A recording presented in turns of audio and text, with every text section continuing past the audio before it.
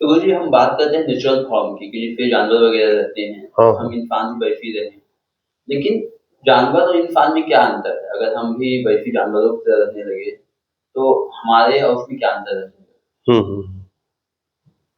जानवर मतलब मूल प्रश्न ये हुआ कि जानवर और इंसान में क्या अंतर क्या है। अंतर?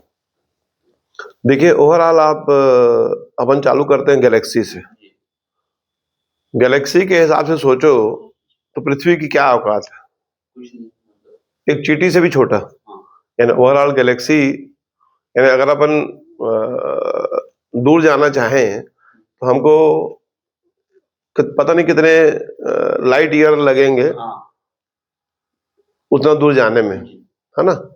उस हिसाब यानी वैज्ञानिक तो बोलते हैं कि कई ऐसी अ, इतने दूर से भी वो लाइट चलती है, उसका किसी ग्रह का प्रकाश अगर चल रहा है यहाँ तक आने में, तो पृथ्वी बनी नहीं थी उसके पहले वो प्रकाश चला है, अच्छा, और पृथ्वी बन के खत्म हो जाएगी तब तब वो प्रकाश यहाँ से क्रॉस होगा। अच्छा, तो इतने दूर है। इतना इतना इतना फैलाव है, हाँ, इतना बड़ा फैलाव है।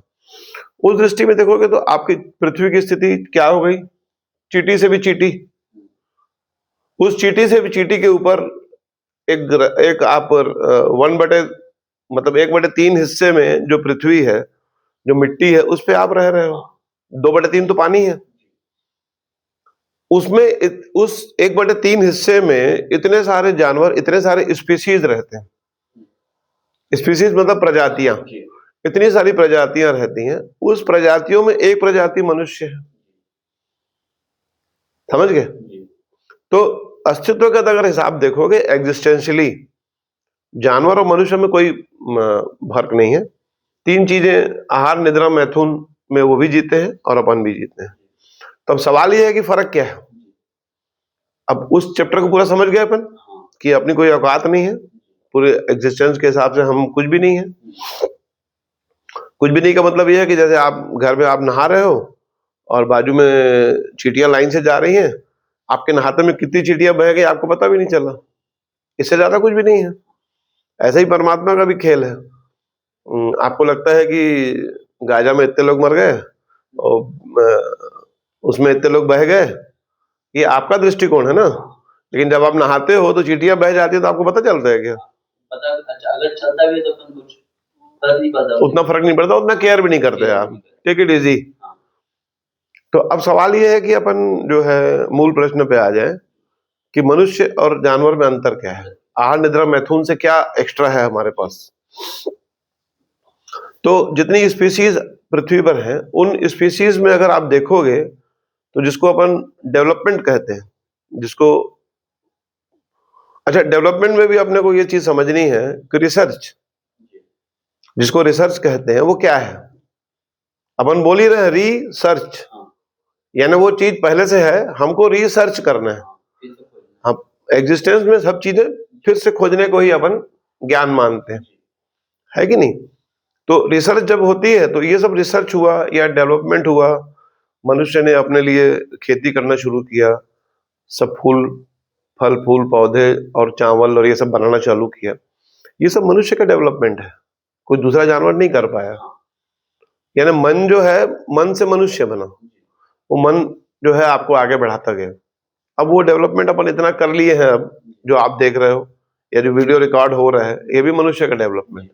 ये परमात्मा ने कुछ नहीं दिया ऐसा अपने, ये सब खुद बनाना पड़ता है। अब ये जो है, इसमें और अगर थोड़ा आगे बढ़े अपन, तो अब इसमें सबसे जो गहरी से गहरी बात है वो ये है कि मनुष्य जो है इस चीज को समझ पाया कि मन क्या है। हम्म, ये जानवर नहीं समझ पाता, क्योंकि मन कोई ऐसी चीज नहीं कि मैं आपको दिखा दूं कि ये मन है। हाँ, मन हवा की बात है हाँ, और कुछ भी नहीं है। जैसे आप बोलते हो कि मेरा मन किया चावल खाने का, हाँ, तो क्या मतलब क्या है इसका। मतलब इच्छा हुई। हाँ, तो ये सब मैं आपको दिखा नहीं सकता। हाँ, ये सब अपन खोल के ऐसे छाती फाड़ के नहीं दिखा सकते कि जैसे बजरंगबली जो है राम दिखा दी है, तो वैसा अपन नहीं कर सकते। लेकिन मन का एक ये चीज है, तो इस दृष्टि में वो जानवर से बहुत बहुत डिफरेंट है। अब एक कदम और आगे अगर इसको रैशनल तरीके से समझें कि धर्म क्या है, मतलब तो धर्म जो है मनुष्य के जीवन में प्रवेश किया, जिसको हम लोग धार्मिक बोलते हैं, वो लालच और डर और भय की वजह से हो। कि जैसे बिजली कड़की या सूरज सुबह इधर था, शाम को इधर हो गया, तो उसके मन में भय हुआ कि सारा कोई तो ऐसा कर रहा है, कोई तो है जो सुपर पावर, जो इतना बड़ा सन को ऐसा कर दे रहा है। तो ये सब उस समय था जब अपने को पता नहीं था, लेकिन अब धीरे धीरे खोज चालू हो गई, तो खोज से अपने को ये सब चीज रिसर्च, वही रिसर्च दोबारा सर्च किए तो समझ में आ गया कि हाँ ये तो बस इतना ही मामला है कि जिन चीजों को नहीं समझे हैं वो रहस्य है, जिनको समझ गए हैं वो रहस्य नहीं है। वो अपन जानते हैं कि बिजली, वही बिजली पहले डरते थे, वही बिजली अब आपका पंखा चला रही है, एसी चला रही है, वीडियो रिकॉर्ड कर रही है, सब उसी बिजली से तो हो रहा है। तो रिसर्च का मतलब ये है। और दूसरा फिर क्या है कि उन दृष्टिकोण से मनुष्य अलग होता चला गया। अब इसको और आगे बढ़ो तो मन का जो स्वभाव जान पाया वो मनुष्य ही जान पाया। इस लिहाज में मनुष्य जो है सबसे आगे हो गया, है ना। कुत्ते को, कुत्ता जो है उसको नहीं समझ सकता, कोई दूसरा स्पीसी उसको, मक्खी जो है नहीं समझ सकती, लेकिन मनुष्य जो है मन को समझने की ताकत रखता है और मन से पार होने की भी ताकत रखता है। इन अर्थों में अगर आप समझोगे तो मनुष्य जो है परमात्मा और जानवर के बीच की कड़ी है। यानी हम सब जीवन जी के आ गए इतनी दूर तक और अब परमात्मा में प्रवेश के द्वार पे खड़े हैं, वो मनुष्य। समझ गए? ये है, इतना जो डिफरेंट है वो ये है। अब मनुष्य के पास वो ताकत है, वो समझ है कि उतना वो कर सकता है, वो करते भी है। हमारी अगर भारत की या पूर्व की अगर देन कहो पूरे मनुष्य जाति के लिए, तो बड़ी से बड़ी देन ये है भारत की कि हम मन को समझ सके, उसके इतने अपन जान सके उन चीज। और भी देशों में लोग हुए और भी सब जगह कोशिश की गई है, पर इसका जो बेहतर परिणाम और बेहतर वो है वो भारत के पास ही है। पूरी दुनिया में जब भी कोई धर्म की खोज करता है या मनुष्य की मन की खोज करता है तो उसको भारत आना ही पड़ता है, और पूरे दुनिया में कहीं भी नहीं है ये। तो है। हाँ, ये अपने, अच्छा भारत का मतलब इस भूभाग को आप भारत मत समझना, ये जो नक्शा आप देखते हो वो भारत नहीं है। भारत एक जो है ना आंतरिक खोज है, जो भी लोग खोजना चाहते हैं वो भारत आते हैं। हाँ